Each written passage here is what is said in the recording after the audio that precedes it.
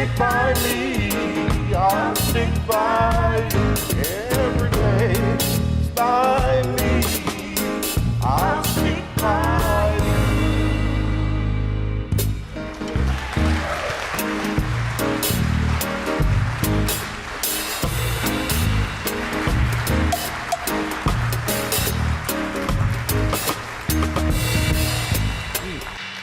All right. Straight from Jamaica via Broken Arrow. I love it.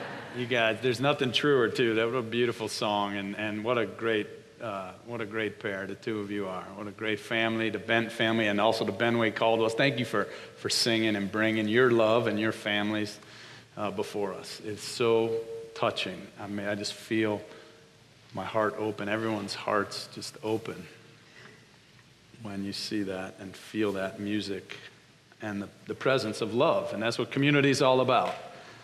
And there is a way in which, church is another kind of family. It's another way in which we extend ourselves in love to one another in good times and in bad. And so when you bring your family to our family, it helps us all feel that sense of family that is All Souls, that means so much to us.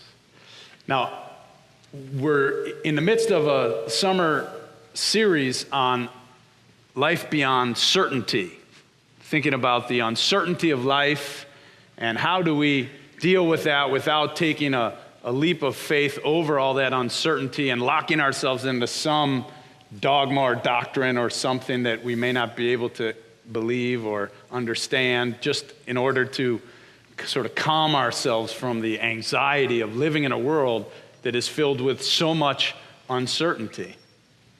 They say the only thing we can really be certain of is that we're going to die, and that everyone we love is going to die, and that we don't know when even or how. We just know that for sure, and everything else is a bit of a mystery, and it's unsure.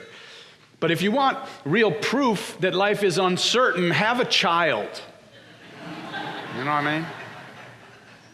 There is nothing more uncertain in life, perhaps, than parenthood. When a baby is born, we hold that baby in our arms. We fall in love with the baby.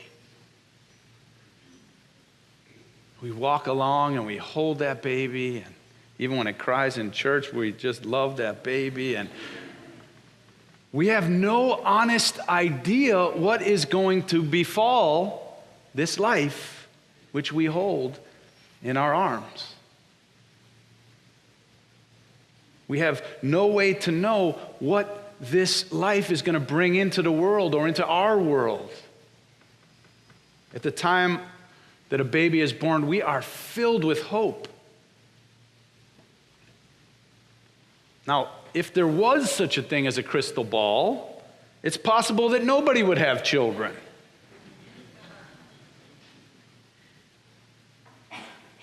There are times when being a parent challenges a person to the very edge of our capacity to think, to be, to love, to know what to do, to understand our own abilities, to even hold on to our own sense of who we are. But it's not just parenthood. In many things, at the beginning of a marriage, the beginning of a new job, there's just all of this hope of what it's going to be like. But we don't really know. Heck, it's at the beginning of a golf game. You stand there on the first tee, thinking this is going to be the round when I'm going to keep the ball on the fairway and I'm going to shoot under par, and that we end up getting in the weeds or in the bunkers or in the rough patches of life. Parenthood gets hard.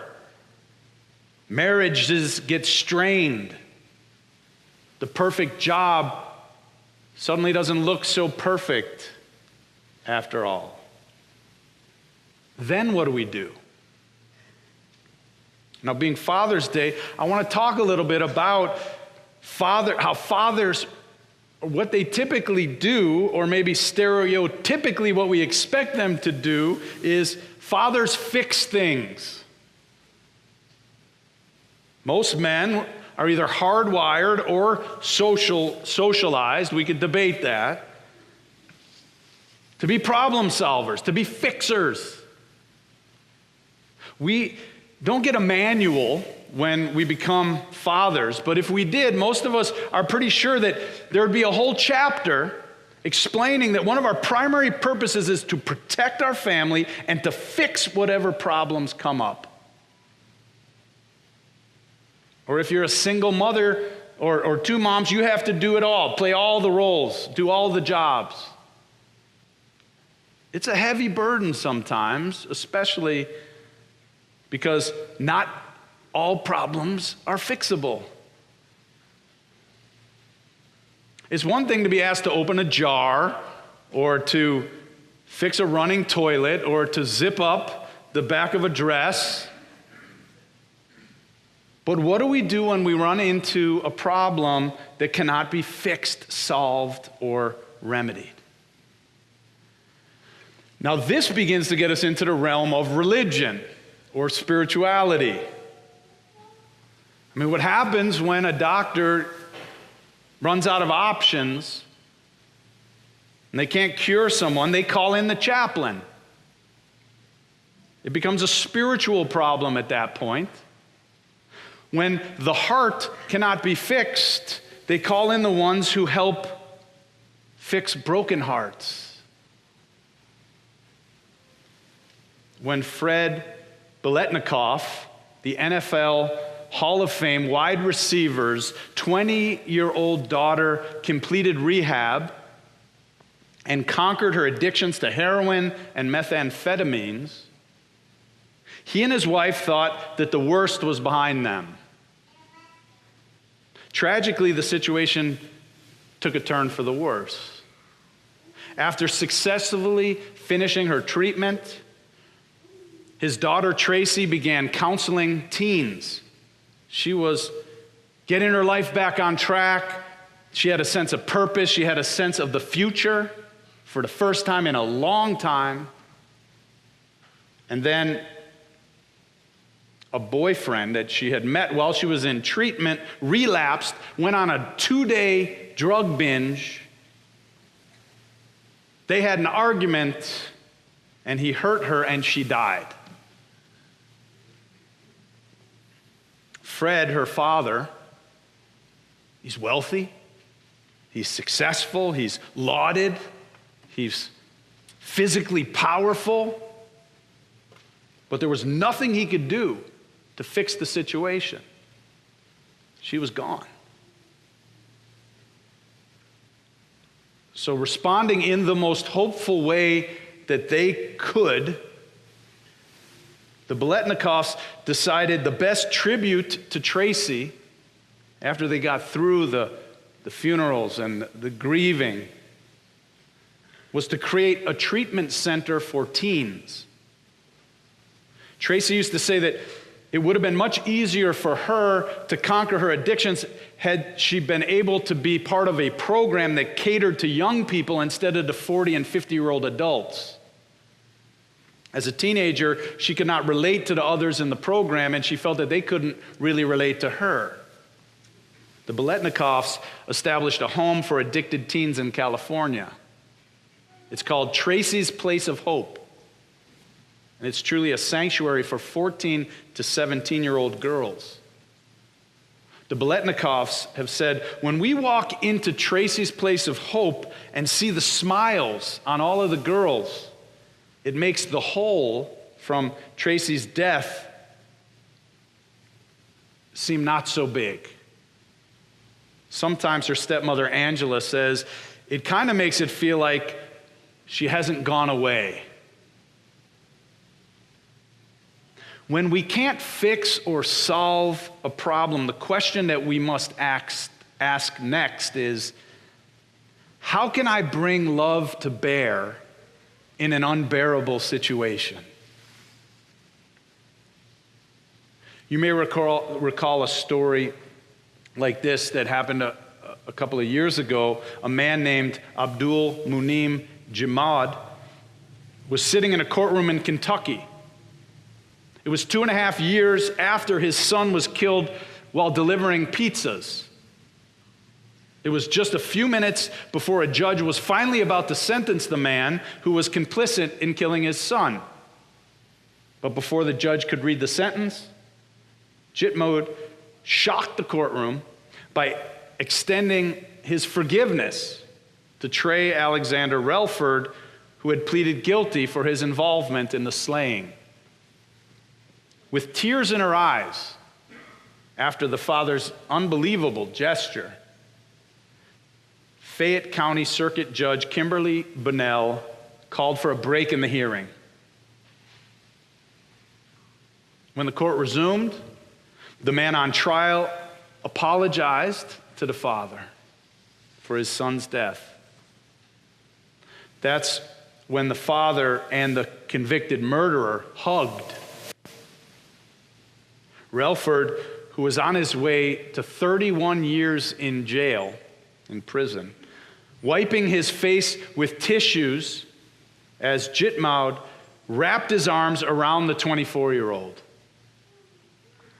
Then other members of the Relford and Jitmod families, sobbing, joined the pair in what became a group hug right there in the courtroom.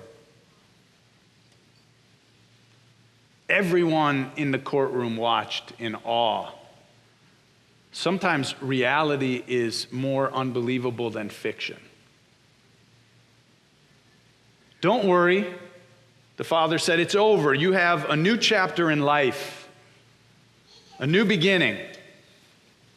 You have to go and you have to do righteous deeds, and you can start in prison, and then when you come out into the real world in 31 years, you'll prepare yourself to be a productive person.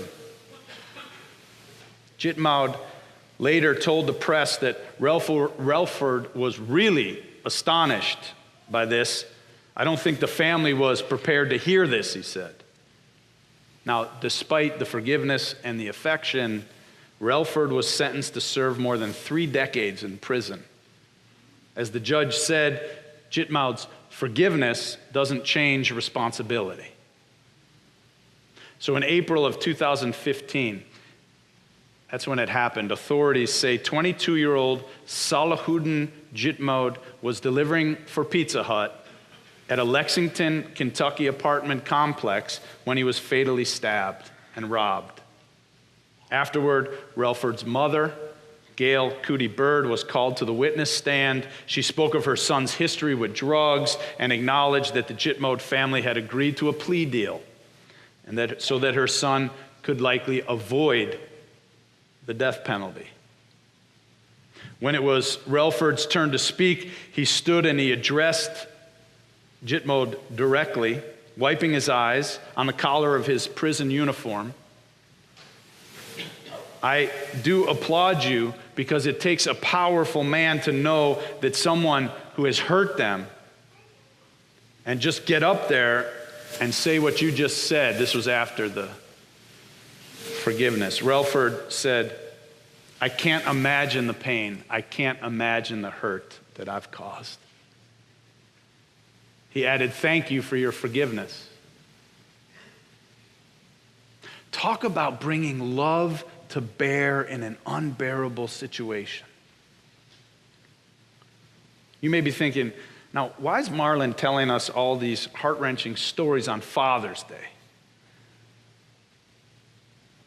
Here's my point. Not even a father can fix every problem. It's one of those things that we eventually discover after many years of thinking that our dads know everything and can fix anything. I know that's what I thought about my dad, who I'm glad is with us today. You know, back then my dad was 6'3". His forearms were the size of hams. At least in my mind they were. I always felt safe around him. Plus, he always had the answer for any question that I could ask. I was pretty sure he knew everything. And then I came of age, as we all do. And we eventually realized that our parents are human just like us. Suddenly the world looks like a much scarier place. Because when we're kids, our parents, they're like demigods to us. And it's a lot more of a safe, protected world when you're living with demigods and you have the sense that they're on your side. But all of a sudden, we get to that point and we realize, oh wow, no, this world, we don't have that kind of protection around us all the time. So later, if life begins to come apart at the seams, as it is sometimes known to do, when we find ourselves in a situation that's beyond fixing, beyond curing, we discover there's still something we can do. There's always a way to bring love to bear, even when we can't change the outcome. Like the father, Mr. Jitmode, who could not bring his son back, but he could offer forgiveness. And he could be a model, teaching others about a love that is truly beyond belief. One that in his case was inspired by his religion of Islam. Or like the Biletnikovs, who found a way to continue their daughter's legacy, helping it to live on by establishing a center for adolescents who are in need, something that meant so much to her in her own lifetime. There are times in our lives when we do not have a choice. There is nothing within our own power that we can do to change a situation. The real genius, I'm coming to understand, of a successful life, of a meaningful life, of a happy life, maybe the real good life that everybody's trying to find, is not how well I can fix things. Some things can't be fixed. It's how well I can move forward and bring love to bear when things break down beyond repair. Now, what I learned from my dad was not to expect that I could do anything I wanted to do in life. And it wasn't to expect that life's always going to work out the way I want it to. And even though he's taught me how to fix a lot of things, from a broken faucet to a broken promise, the most important thing that my father and my mother and some other really special people in my life have taught me is you can't fix everything, son. But there's always something you can do to bring love to bear in any situation. We live in an imperfect, uncertain, and sometimes irreparable world. But we are often saved by one thing and one thing only: a love beyond belief. Happy Father's Day. I love you.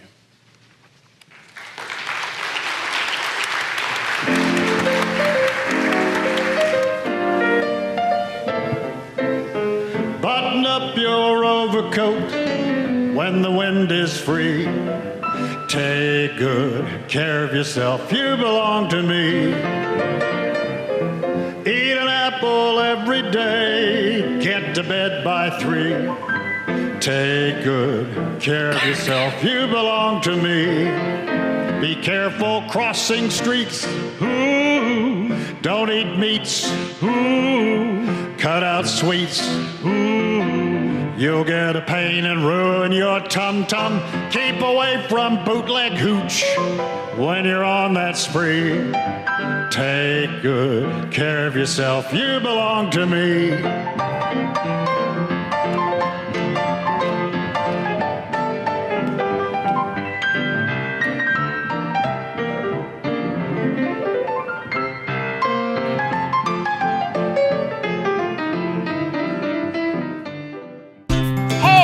We're so happy you're visiting with us online today. We love connecting with people all across the country and around the world, sharing our powerful message of love beyond belief. There's something new happening here. You can now join All Souls as a virtual member.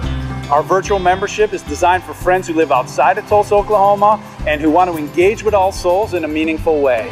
You can be part of an expanding family, a global family really, wherever you are. If you live in Oklahoma, Ohio, or Orange County, California, Canada, or Cameroon. By becoming a virtual member, you'll be able to deepen your connections with members and friends here in Tulsa and with members wherever you are.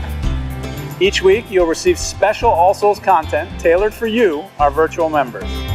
Virtual members have access to pastoral care, to personal prayers, and also receive invitations to exclusive web events. You can learn more, and if you're ready, you can become a virtual member today by visiting allsoulschurch.org/virtual membership. We're grateful our ministries are having a positive impact on your life, and we want to share the good news of love beyond belief with more and more people. So no matter what, we need your support to keep this ministry growing and thriving, so please consider making a gift today. You can do so by texting LOVEBB for Love Beyond Belief to 73256, or simply visit our website. You are a blessing in our lives. May you be blessed and be a blessing.